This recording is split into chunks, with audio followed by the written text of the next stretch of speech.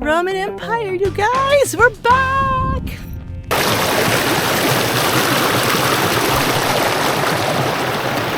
Hello from Hieropolis. Hieropolis. So about 400 million years ago, there was volcanoes and earthquakes, and the earth opened up and let some of the heat from inside. Today, we're standing on top of one of the world's oldest geothermal pools that's still in operation. Now this place was epic to the Greeks and to the Romans and to the Byzantines. They would come here for bathing. The Romans built a massive metropolis around it that's kind of been shaken down by mummy nature. Now today it's known as Pamukkale, which is a Turkish word, pam, which means cotton, and lucky, which means castle, or maybe the other way around. See, when the Ottomans were discovering this area, they saw all of these white cliffs around us and a castle on the top that the Romans left. Thus, they named it Cotton Castle. So let's go explore and see what this old city is all about. Around 200 BCE, the Romans transformed Heiropolis into a thriving spa city where the elite came to soak in its mineral-rich waters, believing they held divine healing powers. But the city's fate was far from relaxing. Earthquakes shattered its foundations, and over time, it was abandoned to history. At its peak, Heiropolis was a place of luxury, indulgence, and of course, a little danger. Its grand amphitheater, capable of holding over 15,000 spectators, set the stage for both theatrical brilliance and brutal spectacles. And then there's Pluto's Gate, an ominous temple dedicated to the god of the underworld, where toxic fumes claimed the lives of those who dared to enter. Mr. Pluto was famous for being the god of the underworld. Today, we also know him as Hades. So in here, we can see like really gross and ugly water down there. There's water that emits carbon dioxide, and it's poisonous. So what would happen is that people originally would go down here and then they would die, and they're like, oh, well, that's where Pluto must live. So they built a temple all around here to honor the god of the underworld, and you can see steam rising from it. What would also happen here too is that before they had to sacrifice, they would bring animals here and they would basically knock them out because of all of the carbon dioxide. And then they would bring the animal to wherever they were worshiping the god. Usually it was the Apollo temple, which is just down the hill here. You can see remnants over there, extending all the way over here. And then they would sacrifice the animal to the gods after it had been cursed by Pluto. So here we would have other massive statues of Pluto, of fountains, of everything, celebrating the underworld, honoring this god that they didn't know what it was. We see the three-headed cat right next to him, and some snakes who never close their eyes, an ancient relic from the Egyptian times. But how epic would this be? To have a god of the underworld celebrated right next to the temple of Apollo, two of the most powerful gods in all of ancient Roman time. Cool. Our journey today begins in the Amphitheatre, built under Emperor Hadrian, my favorite. From there, I'll step into the warm baths, and then it's down to the Agora, the bustling heart of trade and daily life, before finishing up at the Grave of St Phillip, one of Jesus' original apostles, who was martyred here. Heiropolis and St Philip may have fallen, but its legacy is still standing. And now, we've entered the theater. I think we should get our step count in. Let's go. Woo.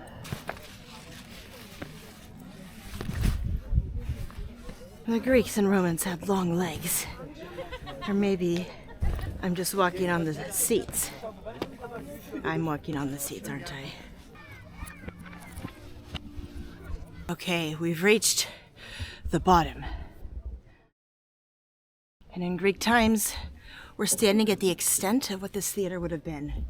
So it would have held maybe around 5,000 people on these bottom rows. Under Roman rule, an additional 10,000 seats were built, along with a retaining wall to stop blood spatter from hitting the first row viewers in the stadium. The Romans built that whenever they came in. because they needed to make it bigger. The town was expanding, the town was growing, and the Romans were huge into theater, into both plays, and of course, gladiators. We can tell this was used for gladiatorism because of the tall walls protecting us from the floor down there. So it would have been a really intimate horror show of animal versus human. And down here we can see the most epic of all seats. This huge seat is where the nobles would have sat, or the governor of the town, or the mayor. I really like how they restored those marble columns. So we can just imagine today the glory and epicness of this like shining, glowing white city. Here we can see some of the ancient Greek inscriptions of maybe a winner of a playwright contest or something very cool. Oh look, we got more writings. Well, today we just have shadows of the past. 2,000 years ago, bilingual Greek and Roman inscriptions of famous actors and showmen decorated the theater. Okay, let's go explore more of this ancient city. Now, Hieropolis was this huge, thriving Roman city. And my camera's dirty. Like an Acropolis, some theaters, boom, boom. And of course, these massive bathing pools. Okay, shoes off, socks off. Okay, let's explore. Uh-oh, my jacket is long. Check this out. Oh, that feels so warm though.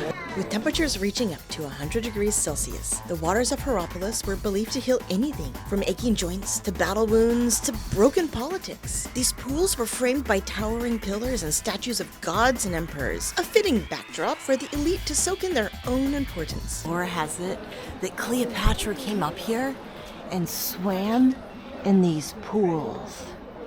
Now, can you imagine these pools, these columns being stood straight up? And a pretty lady swimming in there.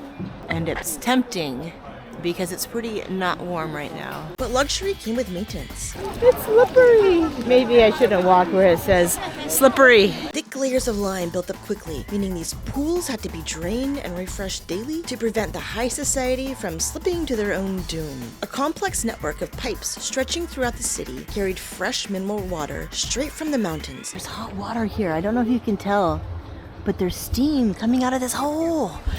So this hole is a junction place to bring hot water to these thermal baths, ensuring only the purest and most pristine waters ever touched Roman's upper echelon. Because if you were going to lounge in luxury, you certainly weren't going to do it in yesterday's bathwater. That must have been amazing to be like a really rich Roman walking in these pools. They actually probably had people, slaves, who were cleaning the pools. Because what rich Roman oligarch wants to slip and fall on his bum? Not me.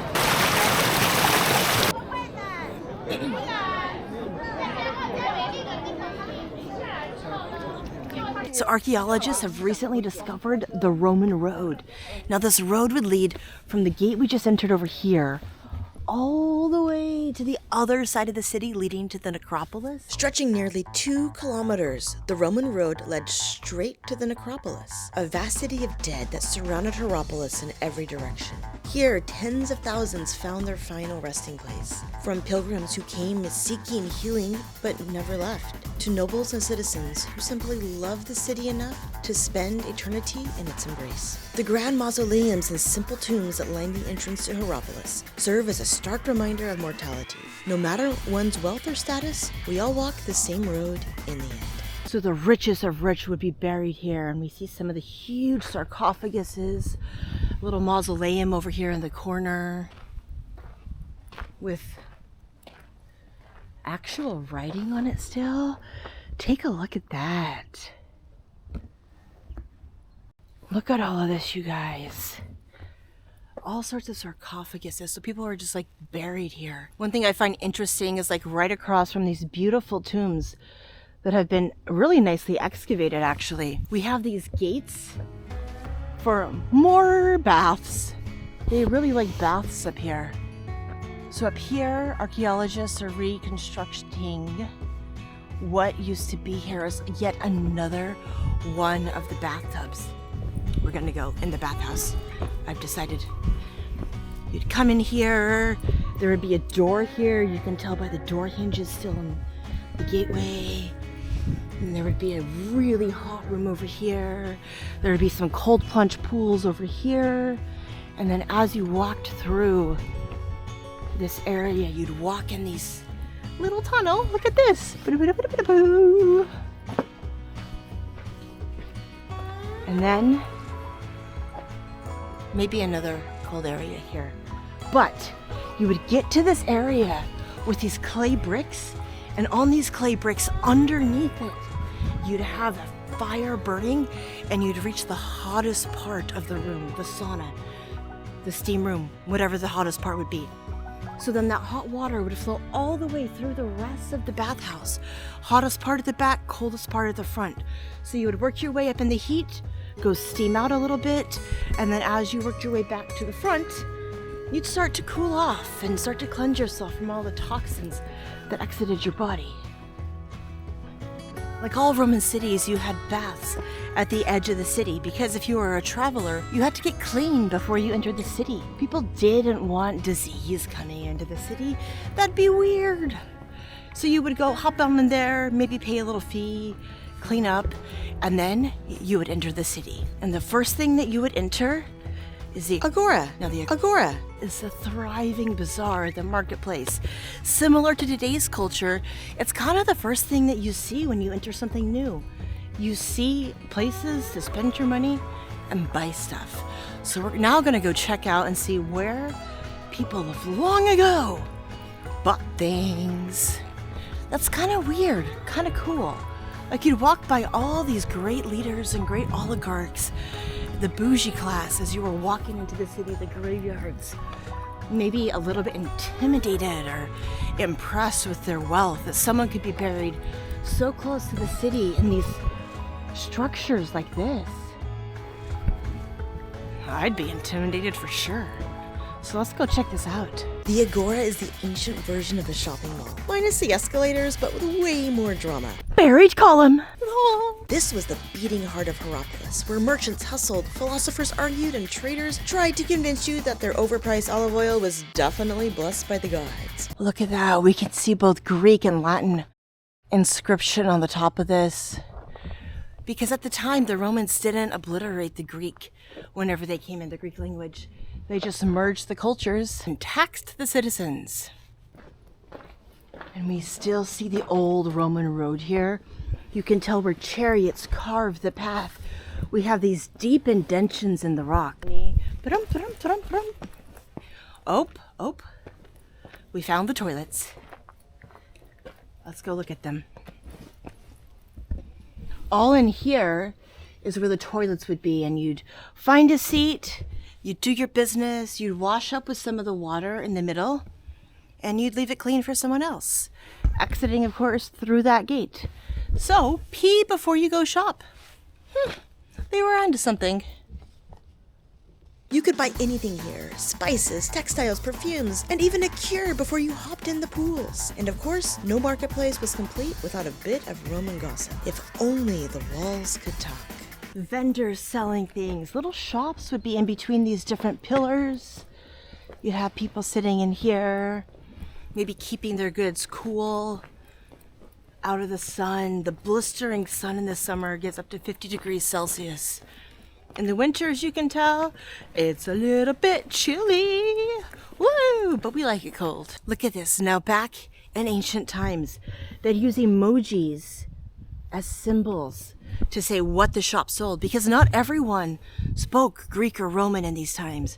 So these symbols would indicate maybe they sold flour or cotton here to make something, or whatever that emoji is a symbol for. Over here, we would have a massive fountain, and it's hard for me to video, but underneath the floor that we're on, there's huge channels of aqueducts. So they would pipe up the water from underneath and just pour fountains. And as you were walking into the city, you would be reminded of the wealth and of the rich in here. There was water everywhere. There was baths everywhere. And here would be a huge statue. You can see the indents in the rock where they would attach it with metal, maybe to some god. See, Apollo was a huge god in Greek times. And maybe it was a statue to him. Maybe not. Yeah, let's say it was a statue to Apollo. Now over here we see a church the Byzantines built. Whenever the Byzantines were here, they brought in Christianity because by then the pagan religions of the ancient people had been overthrown, and it was either Christianity or Islam that was celebrated. So they usually tore down a lot of reused a lot of the temples to the pagan gods, put in churches. We can't go in there right now because there's scientists currently excavating it. We're at the back side of the excavation site of the church. I think you can see maybe it's an octagonal shape. I forgot the shape that they built their churches in. But you can see how it's been put back together and all of the tape guarding it from what the scientists are finding. Maybe there's some original tiles down there. Probably, actually. Just go down this little cute road and see something else. Look at this. Maybe down here some priests would have lived. Maybe some of the famous people. We see a little stone for whatever was here. I love that we just have this old carvings of ancient times. Just using chisel and hands to carve these beautifully symmetrical pieces. Now it's really hard to see, but along this road we can see some old engravings and like a little door handle. So maybe someone lived here. Maybe that's like the entrance of their house and it's like way under the floor, which is why, it's kind of raised right now. So many stories left untold. Who will tell the story of your life? Okay, this is incredible. Now the Romans built cities in grids. So right here, we're standing at the cross section where we can see a little straight, not the big avenue, little straight running this way, and then another one going on the other direction. And we can see where the mountain has just come in and covered the road. Wow. The whole city's built on a slope. And a lot of Roman cities were built on slopes, and the reason for that was to distribute water throughout the city. This wasn't original to just the Romans. The Nabatean people in the Jordan desert also built cities like that. The cleanest water would be at the top of the city, and then towards the bottom of the city, you'd have the toilets and the latrines to move all of the human waste out of the city, because you didn't want your city smelling like poop. Okay, we've reached the outer banks of the other side of the city. Now this is where the walls would have been. I mean, just look at how crazy and epic they are. Whoa, Necropolis, you guys. Look at that. We see a sarcophagus that's just been thrown off the side, one shoved into the mountain. Instead of being in a single location, the Necropolis of Hieropolis surrounded the entire city. We're gonna ascend these steps because there's a story at the top that I want to tell you. So let's go. As I was really sick during this trip, this cardio may not have been the best decision. But hey, history! Now the reason we ascended all of those stairs is to see the tomb of St. Philip. Now, St. Philip was a Christian follower, one of the first 12 of Jesus Christ, I think. That could be wrong, so correct me if I'm wrong. St. Philip was martyred and buried in Hieropolis. The tomb we see in front of us here was built after Christianity stopped being outlawed. And all around this is an archaeological site of St. Philip's church. They also erected a church around him to celebrate his life and the spreading of the teachings of Jesus for the Christian religion. So here we can see some beautiful marble pillars that had been constructed. The tomb of St. Philip is a sacred pilgrimage site for many Christians, drawing believers from across the world. Today, the ruins still stand as a testament to his legacy, a quiet reminder of a faith, sacrifice, and stories that outlive us all. And over here we can see some of the old pillars that also stood with the symbol of the early cross. And you can just see, like in the floor here, this marble that's likely under all of this dirt down here that line this floor. See, they would reuse brick that they found from other fallen buildings and just put it in a different place to make new structures. Recycle, reuse. Over here are all sorts of stairs. Maybe a little amphitheater overlooking the town. In this area, there was a nice little fountain that was set up. So during Roman days, it would have been used for just like normal fountain stuff. But then, for the memory of Mr. Philip, they would have used it probably for prayings and for offerings to remember his life and his service to the church. And this is just seated above the entire town of Hieropolis. What an epic city. Guys, look at this. It's an old Roman milestone. So Romans used stones like this to mark different mile markers and different sort of stuff. Over here, we see another one. There would have probably been some sort of an engraving on here to mark kilometers to the nearest town, or just like the kilometer that they were living. Kilometer to I've lost English. Kilometer they were living at. Maybe not kilometer.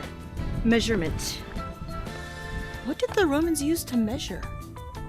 How do I not know that? The Romans used paces, literal feet, and the mighty mile passus, literally 1,000 paces, which gives us the Roman mile, which is about 1.48 kilometers, or about 0.92 miles. So that's our time here in Heiropolis.